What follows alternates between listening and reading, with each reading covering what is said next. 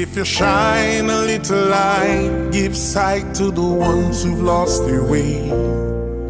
There's a place for people like you. We have with us today the big man himself. He's not on the lesser notes on the album, you see Roy Morgan. But the world know him as Gramps Morgan with a big voice with Morgan heritage. Of course, as we spoke about, Denroy Morgan being the beginning of this legacy. And then, of course, Morgan Heritage, which became the standard bearer for the sound of the music, being called the first family of reggae music on a higher level. And of course, then the big voice, were blessed. When we say the very creative way they did Down by the River, where everything stopped, and then all of a sudden you just hear the big voice coming. And then, of course, the solo projects which you did one with Buju, then the album, and then of course for us here in Atlanta, when he helped us with the passing of very important people with the big tune, them Wash the Tears, and then of course we now have this album nominated for a Grammy, already a 3-time Grammy winner with Morgan Heritage, and right now we have an album that's been nominated for on Sunday for the Grammy again, and then now in my new music coming out. Ladies and gentlemen, the big voice, Gramps Morgan, rockers. Salute from that time till this time. well, first and foremost, Gramps, because you know you're intrigued. I was talking to Peter the other day, and we're talking about how there's so many similarities with New Edition and Morgan Heritage. Because you know, Morgan Heritage by itself, classic, legendary, boom.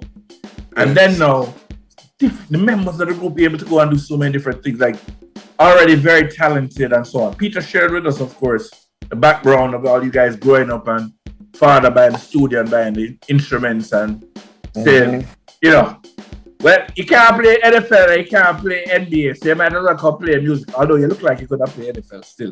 That being said, you know, tell us a little bit about, you know, you weren't born obviously when he was a Billboard charting artist, but you know you were still my dad. Huh? You mean my dad? Yeah. Oh yeah, I was born. I was a little child when daddy. Well, you were old enough to see Wagwan and so on. But tell us a little bit about that's him. Gramps. Well, yeah, can you hear me? Freeze. Gramps? Well, can you hear me? I can hear you, but you're frozen. I can hear you perfectly. Okay, well, that's no problem. We'll go with the frozen. I don't know. So, tell us a little bit about him being a global brand as a creative, especially since he was coming from a place where most people don't expect a global brand to come from. Well, when Daddy reached Pandit, when I said Daddy, Mr. Denroy Morgan. Is your daddy? Yeah. You're right. Yeah, when he had break so many records, you know, as one of the first Jamaican artists to really cross over. A lot of people kind of tend to forget about that when you think about Morgan Heritage or you think about the father of Morgan Heritage. You just think about, say, a Morgan Heritage father, not the artist, not the entrepreneur, the businessman, the spiritual man, you know. Puts us in our place now that we have to tell his legend and tell his legacy. So my father was one of the first man who really opened up that doors to crossover music that people from the Caribbean could come. Hence you had We Gonna Rock Down to Electric Avenue, Eddie Grant that came in after that. And then you had Romance in the Storm, Believing It. And he said Caribbean Queen. And that's when labels, my father was the one that opened up the doors to let, you know, major record companies see that, you know, these artists can come from the Caribbean and represent that. This was before Shaggy had made milestones. I think Shaggy was like one of the first diamond selling artists since Bob Marley, probably the only diamond selling artist in a dancehall. So these people, you have to give them their accolades, you know, and it's during this time of reflection during the pandemic, you really get a chance to sit back and look at our industry. So, you know, my father, I've always told him, like, Daddy, you know, people, because, my, you know, Bob and Tash and my father and, they didn't have Instagram and social media and all these different ways to reach out direct to your audiences. So, you know, my dad was really a trendsetter when it came to that. When New York City was so proud of him as a Jamaican, I say, yo, it was really something trend-setting that every member in the 12 tribe of Israel, in Brooklyn, and in Queens, you know, was just like so proud to say that is a Jamaican playing on WBLS with Frankie Cracker. It was a special moment. And also when he linked up with the Fat Boys, which was a big fat group, Fat Boys, you know, he, you know, linked with them and, you know, through Charles Stetler, and they asked for some Rastas because it was a video on a cowboy farm up in upstate New York. They shot that video, I never forget. And the name of the song was called Hardcore Reggae. First Jamaican to be on the Bill Cosby show as far as I know. So a lot of groundbreaking things that people never heard about. So it's our duty now to really let that be known, because for many years he put everything that he did in his career aside to build Morgan heritage. So now we have to pay it forward to build his legacy and keep it going. And you know, many weeks, it's been a couple of weeks now, but I couldn't even speak. I was like in so much pain. But my father was a father to a nation, not just his children that God blessed him with, but he was just a man that loved. If you love God, you want him get close. If he's a positive person, you and Daddy just get close, and that's who he was. Once again, condolences. I'll be honest with you. I felt, even though nowhere near you, I felt that you were in that place. And that's one of the reasons I didn't really reach out to you that quick. I just sent you a text. Yeah, man. Because I could feel it. Oh God, hard, very hard, and still to this day. I mean, it hasn't even begun yet, because I know there was days even coming out here I'm in Las Vegas now for the Grammys, and just walking through the door and coming out here, as I walk through the front door, his picture is right there, and I just, you know, it just hit me, you know, and you know, I know he's here with me, and I'm in at peace. And when he left, he just kept saying to me, "Be strong. I need you to be strong," you know. So, Gramps Morgan. You know, I said to somebody the other day, to have a legendary person like Denroy Morgan, and as you list off how people in New York responded to it, back in Jamaica, we were freaking out.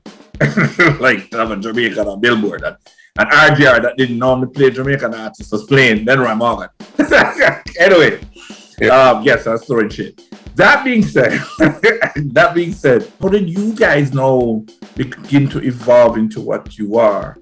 And not only that, not just as artists, it's been a pleasure for me to see is how you guys interacted with your father and how you guys interacted with family. Like, there was such a love, discipline, and reverence for each other and for your father. Just a little bit of the development of that, and then the development as artists going along as creatives through that period. Well, that came from the Seventh-day Adventist Church, you know, and the upbringing of my father.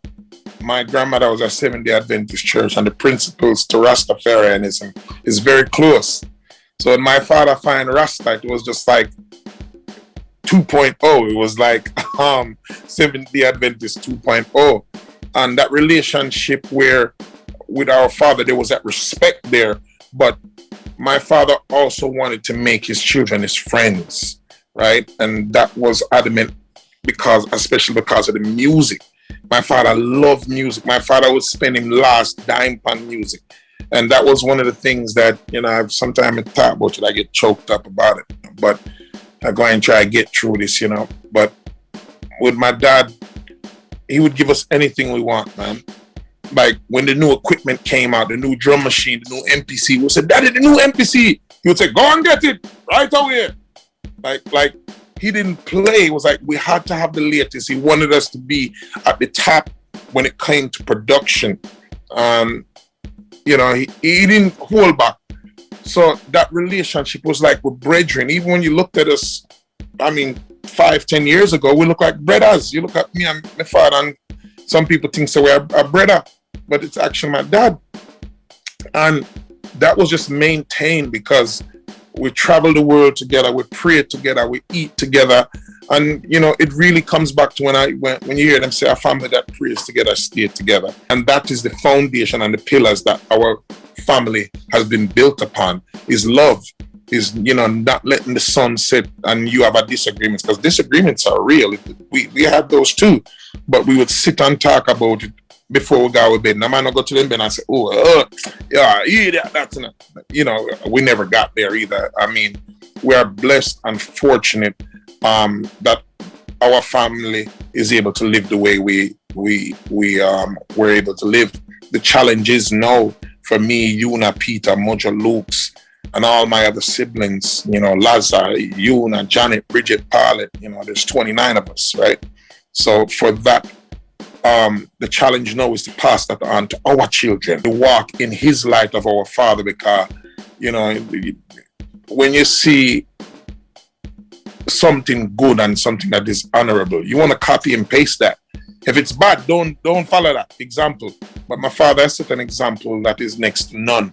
That, you know, I remember when Luciano met my father for the first time, and he was just like, yo, and Tony Rebel, when they met my dad during a Bobby Digital for the first time, it was just, you know, you think and reflect back at times like that in the reverence that they had for my father, but it's what he has done through so many years, and the love that he shared with so many is what people remember. And then of course the fact that he, as you said, he opened the doors. You know, he already was on the global stage. He already got through, but he opened the doors for everybody else and let everybody else realize, hey, we can taste this. So he's showing all of us love, which he did. Oh yeah, yes, man. All right, now, you know, Peter and I just talked a while ago, and we talked about Morgan Heritage. So we're skip through Morgan Heritage and come straight to Gramps Morgan. Although there is no Gramps Morgan without Morgan Heritage. I understand that. Never. Absolutely. So Gramps, tell us about this madness that you're doing, having a country reggae album, getting a Grammy. Like, tell us about that. Well, I don't think it's madness. I think it's a reflection of our past, that we have only held on to a remnants of it, you know.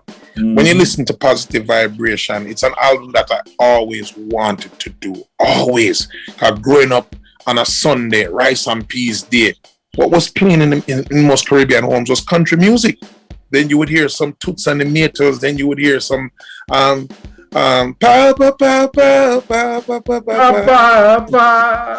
the book of rules, you know, you hear these songs growing up, and it's like, okay, wait a minute, is this reggae? Is this? But it was a vibe. Reggae music was a vibe. The Jamaican household, the Caribbean household was a vibe. It wasn't necessarily like international reggae day. It wasn't that. That didn't even exist yet. Big up Andrea Davis. It was a thing where when you talk about it was a vibe, it was an energy. You can hear a Dolly Parton, a Kenny Rogers, a Charlie Pride. You could hear a Fox Domino. Even in our Stone Love dance, even our Gemini dance, a Silverheart dance, the early warm-up was country music and foreign music. They might call it souls. So it's part of our heritage. Gramps, we've always been. We play a bad man dance one time, and in the heat of the night, I drop Shania Twain, Fisher Yearwood, and the place are done. Kenny Rogers and the place wreck. Then you understand what I'm saying. But the Jamaican industry, music industry, moves so fast, and the artistry in Jamaica, like we create dance, and by the next 2 weeks we have a new dance. So it's a very fast wheel. So what I did in this time of reflection with this pandemic, I took the time, because it's something that I always wanted to do, to work on becoming a better songwriter. Hence, I met Johnny Reid. When me and Johnny Reid met, it just, I mean, he changed my life in so many ways. He enhanced my life. I wouldn't say it changed it. A better songwriter, a better person, a better father, a better husband, just everything, you know. And here it is, the beauty that you can see two different people from two different walks of life. This man is from Scotland, we love reggae music, and me is a man from Jamaica, Rasta man, love country music. And most people in Jamaica have a fetish with it. Lady Sarah will tell you herself, they have a fetish with country music. Yes, because it's what we grew up on. So then you had this project a couple years ago, about 10 years ago, with Christy Barber called Reggae Gone Country. And Christy was one of the first ones to kind of push that forward, other than Toots and the Maytals and his relationship with Willie Nelson. But it hasn't been a one artist that to blend it and to take that risk to say, how are we going to mix it and blend it? But this sound has been in my head since a child, you know? And I said, this is the time to do it. So meeting Johnny Reid was just like, bam. And he had some tracks already that was already produced. And he played the songs to me after I met him at a hockey game in Nashville, where I spent a lot of time. And the chemistry just came together. Just want to say a point. Hockey, Nashville, Rastaman. Just want to put that here. Continue. Yes. We have to go to all different parts of the world and wave the Jamaican flag as Jamaicans. We want to see Jamaican in China, Korea, Pakistan, Afghanistan, Iraq, because we're special people and we're very unique people.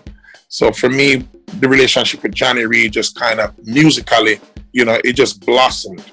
And I remember when I was on tour in India, really the first time I went there, and my brethren, Shannon Sanders, always said to me, man, you need to move to Nashville. This was, 12 years ago? And I was like, nah, man, no, I moved to the Nashville. We had that about. And he was like, brother, trust me, you need to be in this city. And hence Nashville builds themselves as music city. Like when you come to Las Vegas, they're known as Sin City. You want sin? Come to Las Vegas. You want the music? Go to Nashville. And it's the best recording I've done in my entire career. Wow. The production. Stop. Yes.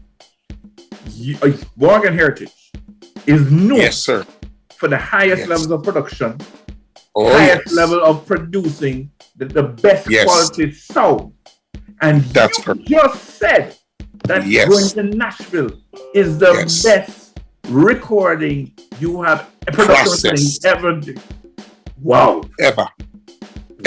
When you talk about the quality microphones, all the years I've been recording on microphones, you talk about microphones that cost $5,000.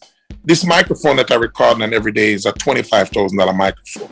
Now, some people just rent these mics for the day. I was able to record with this mic every day because the studio owned it. This was a Johnny Reid recording studio. And to have that every day and the professionalism and the tracks were done and balanced and the headphone mix and the way the balancing of the music and bringing in musicians from Kingston, Jamaica, Toronto, Nashville and mixing that all together. It was science, man. And I think I've really embarked upon something here that is the Gramps Morgan sound. And I've touched on blending it on my second solo album where you can listen to I Hear You Calling. When you say, Mama Africa, yeah, I hear you calling, Mama Africa. When you listen to that song there, you hear the steel guitar, you hear the Nashville guitar at night, but people didn't pick up on it. But I think with the songwriting on this album, Positive Vibration, it just seems like, bam, it's so in your face. And when you listen to it, Jason, when you listen to Run Away, baby, that's a ska song. So most people are going, yo, I love that country and western album. So when they hear some of the instruments that's used in country music, they think it's a ska and reggae album I've given to the world. You listen to Runaway Babe, that's a ska song. You listen to Don't Put No Water in My Whiskey, Man. What I'm talking about, whiskey, them not in a listen say, is a ska song. When I heard it, I immediately thought ska, to be honest with you. I got that back. But it's just, me and Johnny Reid just strategically blended it so well. There were some bass lines that was on some other, like A Woman Like You. I said, Johnny, no, that bass line, it can't work. It was done in Canada. And There's certain things in reggae music. You have to be able to have a star in your pocket. I need a bull and cheese. I need a bag juice. It just come with a vibe. You understand? So if you not live that style, you can't play reggae music certainly. You know?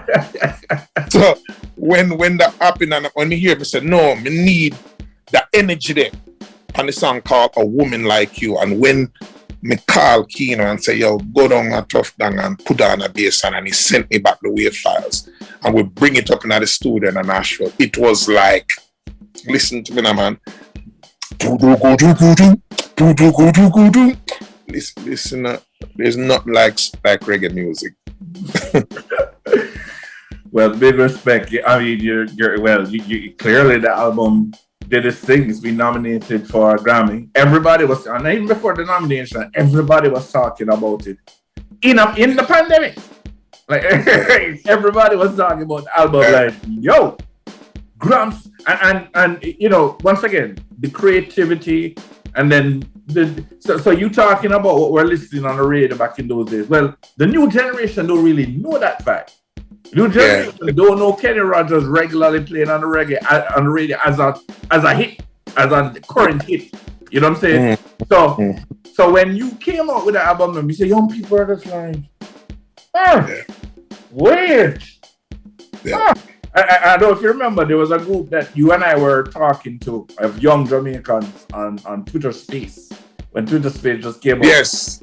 And you had to go. Those kids.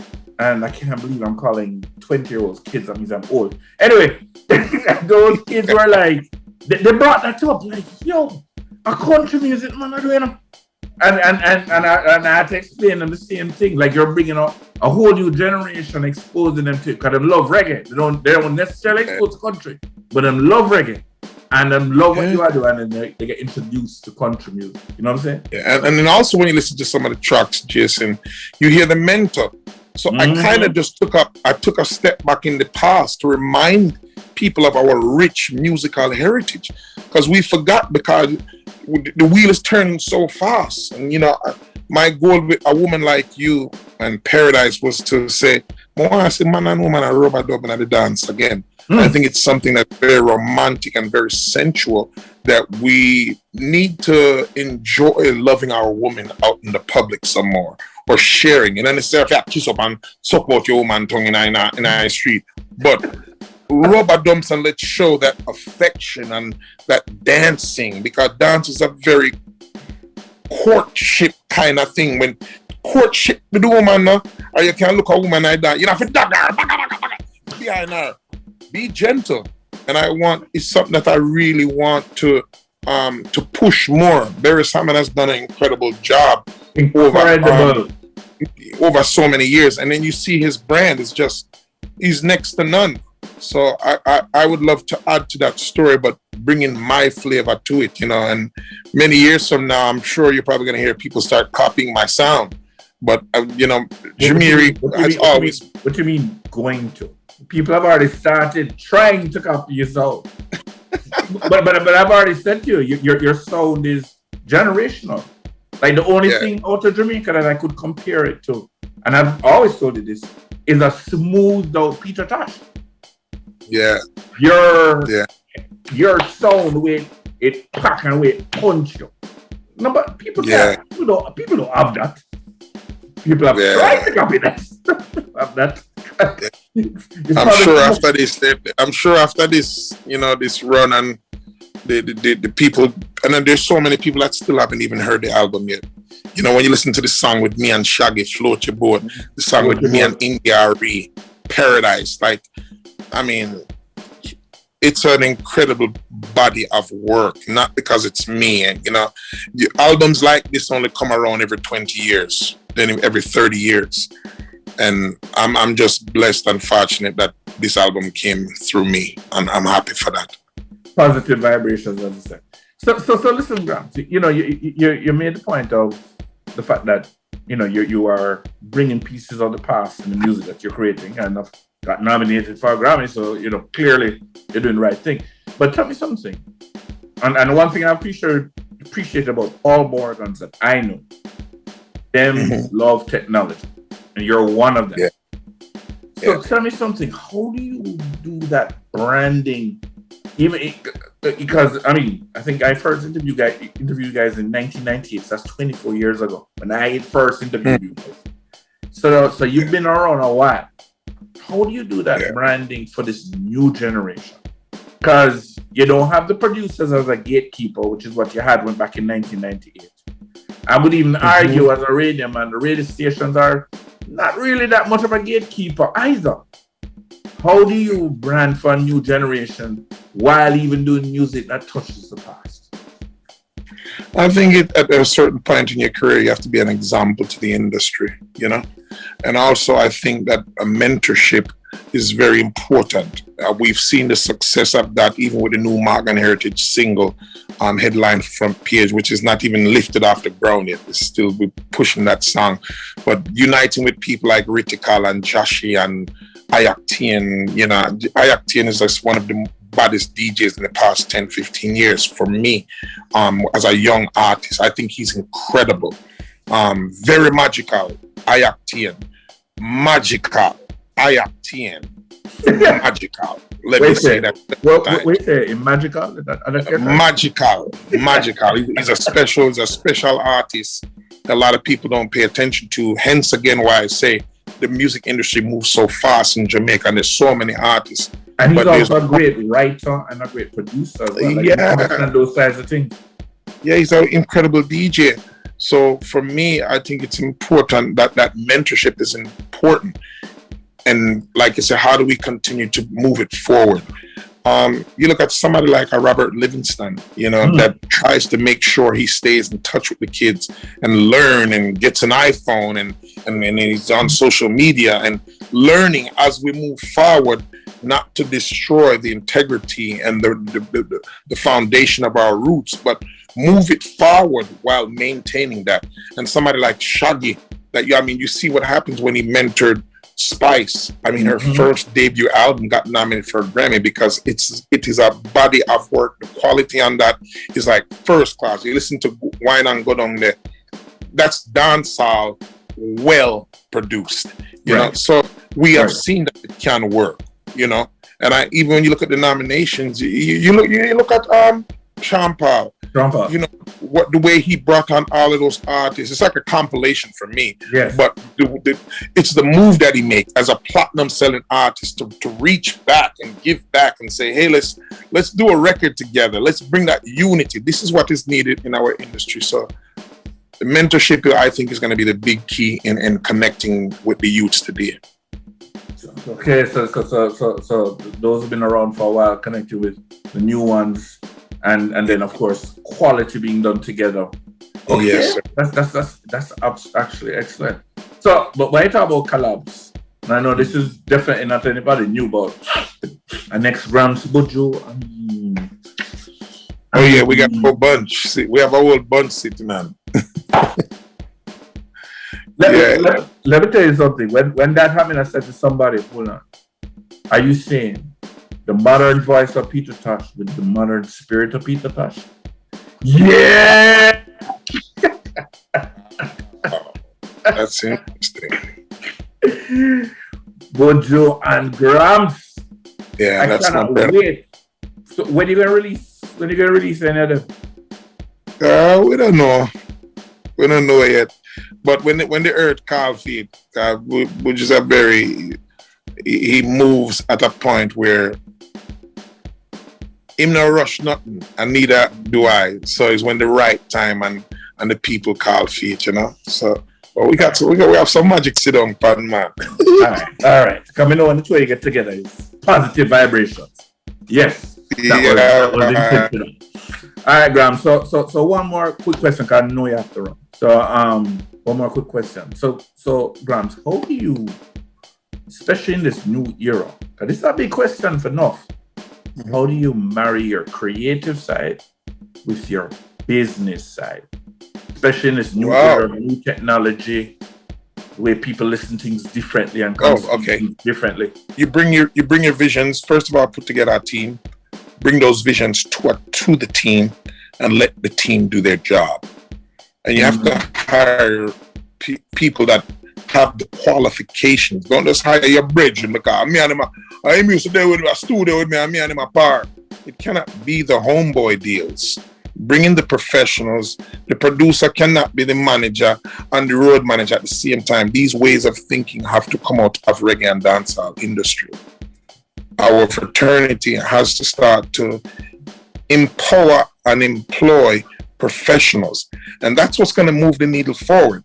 That's what has been when the Shaggy and the Robert Livingstons, the Super Cat and Robert Livingstons, the Specialists and Shabba Ranks and Babsy Grange, and you talk about the Jeremy Harden and the Sean Pauls, bringing professionals that qualify for the job. You know what I mean? And it doesn't necessarily mean a European or an American or a Trinidadian, or it could be anybody from any walk of life, but to make sure they have the credentials. Everybody's name is Jamaican, so you're right.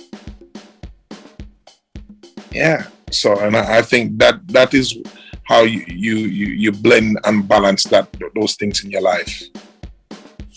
Well, I'm out here rooting for your Grammy. You more than deserve it, in my opinion. I'm not just saying it because you're there. No, but I'm real with you. I've said to you when I've felt like you're somebody else might have something ahead of you in other conversations. But this album, the depth, the creativity. But I also know I'm not one of the vocals, so But I'm rooting for that. Gramps, once again. You gotta sign up. No, you see, I don't have all. I think I need like 3 more credits before I could get in. It's a qualification. Right. 3 more credits. We'll get to work. You're still young and fresh, man. but Gramps, big respect for everything you've done. Yeah. Condolences. Thank you, Jason. Moving on. Looking forward to many more things you're doing. People, Positive Vibrations is of course out there and gonna win the Grammy, and then of course the next one coming out. Of course, I'm looking for the Buju Grammy. The Buju Gramps Grammy. Yeah. so therefore, I'm looking for a Buju Gramps album, and that will win Grammy. And then and then the next Gramps album and the next Gramps. You have been a great part of the legacy of what is Jamaican music. You have been a great part of what is the legacy of reggae music. But more importantly, that Morgan family. And that Morgan family has been just a great addition from Denroy down. And each one of you is a shining light. You are a shining light. And for me, brethren, I can say this in front of all of them. I link with you more than any other member of them. And I know all of you from I met all of you together. And I link with you more. Because the person that you've shown me you are is an amazing individual. And I thank you for that, bro. Seriously. Thank you, humble, talented, intelligent, all of it. Thank you, man. Thank you, brother. Much love and respect. I'll see you soon. Big up.